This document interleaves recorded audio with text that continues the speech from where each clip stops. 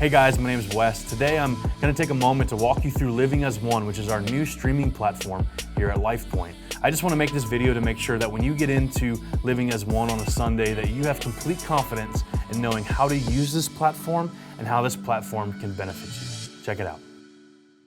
When I come in on a Sunday morning, there's going to be a few differences between the permanent setup and a portable setup. So as far as the interface goes, it's exactly the same. I'm going to open up my Living as One platform by powering on the Living as One system.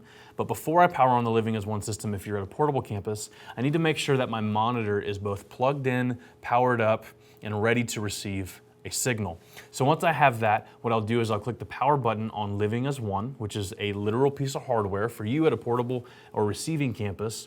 If you have a setup and tear down structure to your Sunday mornings, you'll simply click the power button on the front of the Living as One piece of hardware, or in your case, probably the decoder, and it will power that on.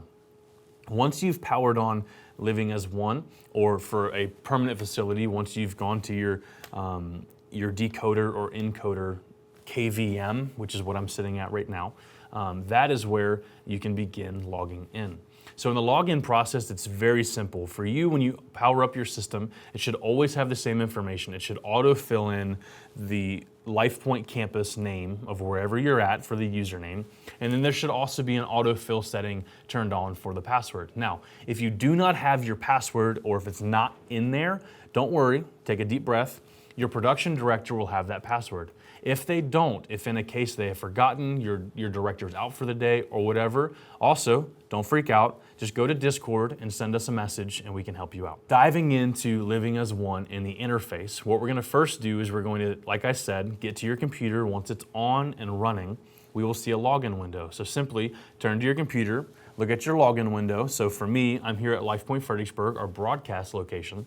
So the username is LifePoint Fredericksburg and the password is already filled out for me. I'm going to go ahead and move and click sign in. And there we go. It is pulled up. I can see over here on my left, I can see events, queues, settings, and support. So for me, first thing I do when I come in here on a Sunday morning is I'm going to click Standard Sunday. So we're recording this message for you guys here on the 18th of June in 2019. So this is our current setup. If anything changes from here, we will do our best to communicate that, or we will just update this. So from here on out, when you log in, you're going to use the Standard Sunday event. So I'm going to click on it and then come down here to the right and say Select Event.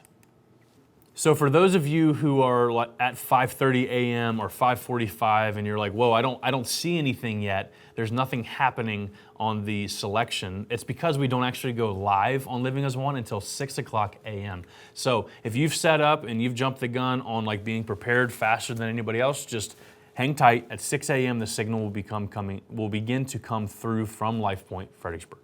If you happen to have any issues with Living as One and you need to either restart or shut down, if it's the end of the day, your Living as One decoder, this is how you do that. You simply go over to the top right-hand side of your screen and you'll see your username underneath of the icon of a person. So I'm going to click on that image, and then for me right now, I am wanting to restart, so I will click Restart.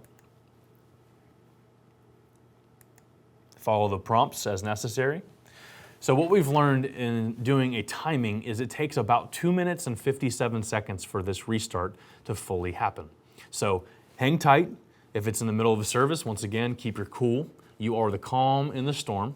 So if someone's freaking out around you, make sure that they are aware that everything is going to be just fine and just proceed with a calm, level head. Awesome, so now that Living as One is up and running and I'm the Standard Sunday event, what I want to do is I want to just test my signal. So I'm going to start by doing that by simply clicking the play button at the bottom left-hand corner of the screen. So clicking play shows me on the left-hand side, even though these are slides right now, obviously I just saw that one forward, but I can see that there's sound coming through, which is very important. So we have a total of 16 channels that we get to send, but the ones that matter the most are these bottom 8 channels. So right now, this 8th one that you're seeing, that is our CG audio. That's what's coming through the video channel from our broadcast campus. So another note for you, at a receiving campus is right now we have this buffered time thing down here, and over here the delay that we have set is 5 minutes. So on a Sunday morning when you're receiving starting at 6 a.m., you're gonna have a lot of buffer time before you actually play your service. So the goal is not to have that set at 5, this number right here. You don't want that at 5. When you're able to edit that, you want that number to be at 3. We want to do a 3-minute delay max, because at 3 minutes, that means across all LifePoint locations, we are still on time together. So once you have enough data saved up past that 3 minutes, and when we're in a live service, so live services at this time in history from June of 2019, we have 4 services that we're broadcasting from LifePoint Fredericksburg, starting at the earliest of 8 o'clock a.m. Now, before that, through master control, which is the position that I'm sitting at, we also have cues that are created during the 7 a.m. run-through. So in the 7 a.m. run-through, you'll begin to receive what's called cues. So the way to find cues is moving over here to the top left. We have events, cues, settings, and support. I'm going to go to cues. So in here, we can see a lot of information from this past Sunday, which is excellent. So what I'm gonna do, just to show you, is I want to, from the top of the morning, make sure that I am getting the rehearsal and getting the rehearsal in a clean manner. So what I'm gonna do is click Go To next to the 7 a.m. rehearsal. So what we're seeing now is we're seeing the beginning of the 7 a.m. rehearsal. Unfortunately, it looks like everything was black when we were doing that rehearsal, and then we have a green screen, and then our team got things under control. But as we go through here, what we'll see is we can see 2 different things. So we can see a left video channel and a right video channel. That's because we have the capabilities technically to have 2 video streams. Right now at LifePoint we're only sending 1, but someday the goal is to be sending 2. One of the thoughts I have currently is sending the program feed, which is the camera selections and the choices being made there, and then also sending the confidence monitor, or CG2, to where all campuses can see clocks, can see where we're at in a service, etc. So, but for right now, this is where we're at. So I'm gonna kind of show you a little bit more here. So browsing through, we're gonna go ahead and jump down to the 9:30 service. So we're gonna go to the 5-minute countdown. So you see me coming over to the Go To on the 9:30 5-minute countdown. I'm gonna click Go To. So as you can see, it's going to literally forward, after it finds it, to the very start of the 5-minute countdown. So these cues are so important because on a Sunday morning, to be honest, your campus pastor can make the choice to run the same service for all 3 services if they wanted to, or for some of you for 2 services. So you could do the 9:30 a.m. service at the 9:30 and the 11:15, or you could be as live as possible in every opportunity. Something that you can also let your band know on a receiving campus is that when you do the 8 a.m. rehearsal, you don't have to cut any songs. Why is that? Well, if you remember down here at the bottom right, we have set this to 3 minutes, which means that at 9:30 a.m. at LifePoint Fredericksburg, that's when the clocks read 000. But at 9:33 a.m. at a receiving campus, that's when your clocks read 000. So in a run-through environment, that means you have 3 extra minutes on the clock to do that. And also in a run-through environment, you're not actually connected with the same live service that LifePoint Fredericksburg is running. So track me on this. What you can do is you can go into your 8 a.m. rehearsal at a receiving campus and literally click the start of this 5-minute countdown here whenever you're ready. So I'm gonna click Go To for the 8 a.m. 5-minute countdown, okay? And you can be pulling this audio and making sure everything is good and etc. And then what you can do is you can literally go to the welcome when your campus pastor or your host takes stage. So we'll go to welcome and Go To. And then literally, so you have this person, you can see them running up on stage. So you can time that to be accurate with your leader.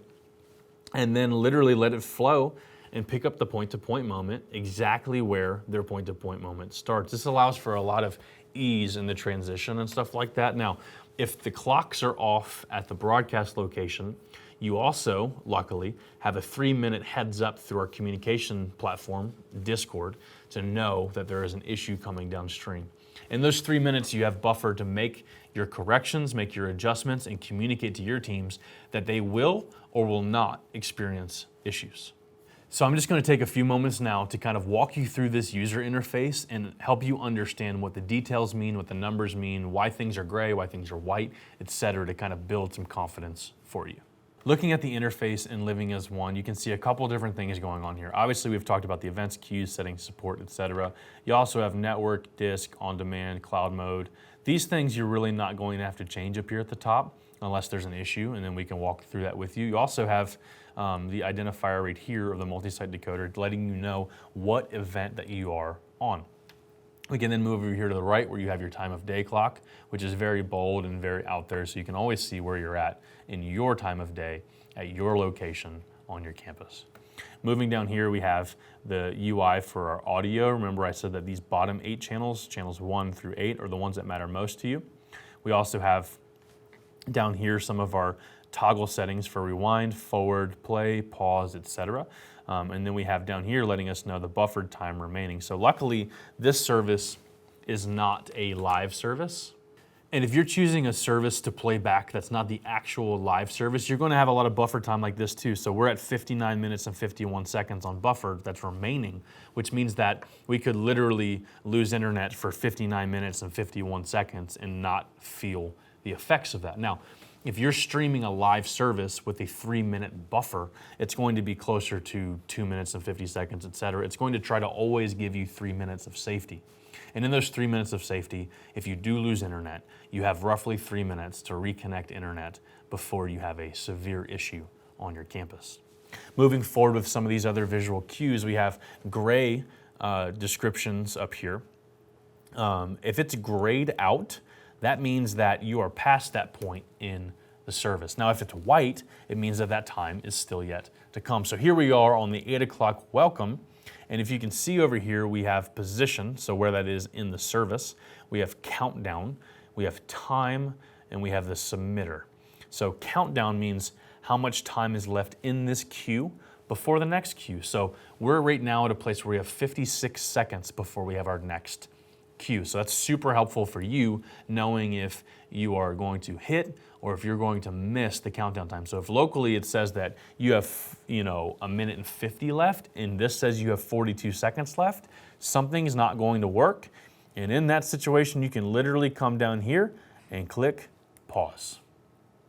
What's special about Living as One and having a local and a broadcasted experience is that for you, if you're at LifePoint Stafford and you're receiving this stream and you realize that there's a serious issue on your campus with clocks, you cannot draw attention to that issue, or you can avoid drawing attention to that issue by simply knowing how to run this and how to clearly communicate to your production director or whomever you need to communicate to that everything is still fine and we're on track. You've just decided to help the experience be flawless, seamless, and not have hiccups. So we're coming up on news, which is great. We know that that is a point-to-point moment as well. So the cue that I chose to pause that on, you wouldn't pause that on because that was the point-to-point moment.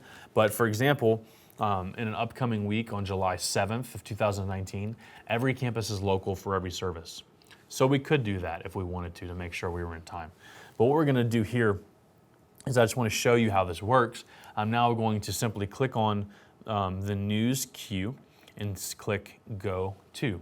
So we paused it in order to resync. So at the time when your local worship leader is ending the song and you want to reconnect at that sync point, you literally have a countdown verbally within your comm system and say, okay, in 3, 2, 1, action. So I click the go to button and now we are in LifePoint News. Except for when you hit go to on a pause cue, what it does is it doesn't actually play. So you have to click play. Something to know that if you click pause, it actually remembers that you've clicked pause. So until you click play again, it will remain paused no matter what queue you go to. So that's a safety feature by Living as One, but you just have to be smarter than the safety if you want to run it without issues.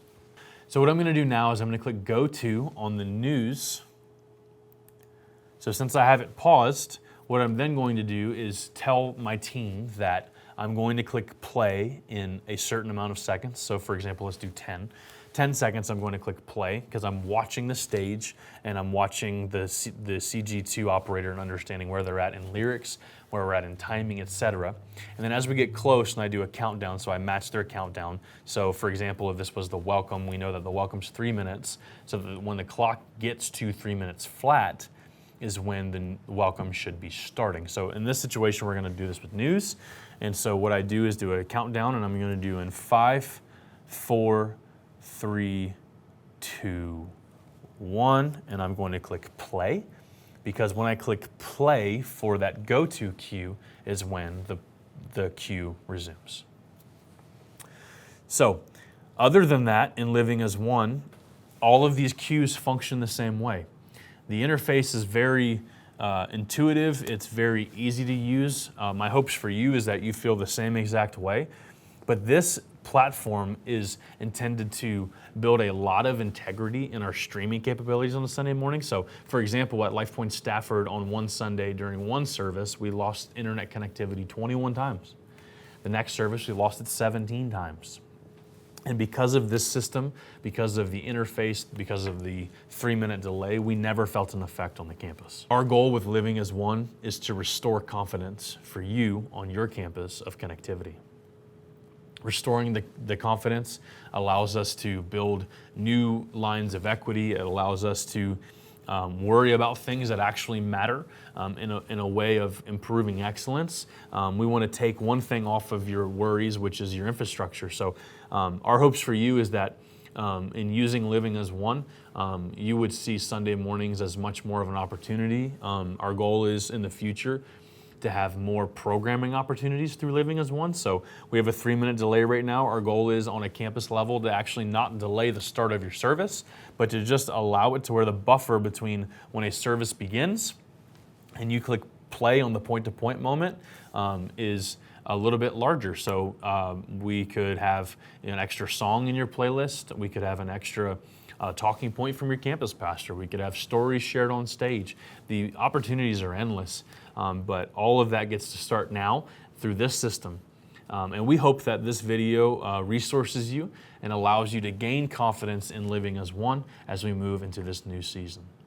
Thank you guys so much for your time. I pray that this would be a resource for you that you pull out frequently just to walk your new team members through this. If you're new to our team, I want to welcome you. I'm grateful for your sacrifice and for all that you do on a Sunday morning and all that you do during the week to make this experience better for people to become fully alive in Christ. We love you, we appreciate you, and I hope you have an amazing day. Take care.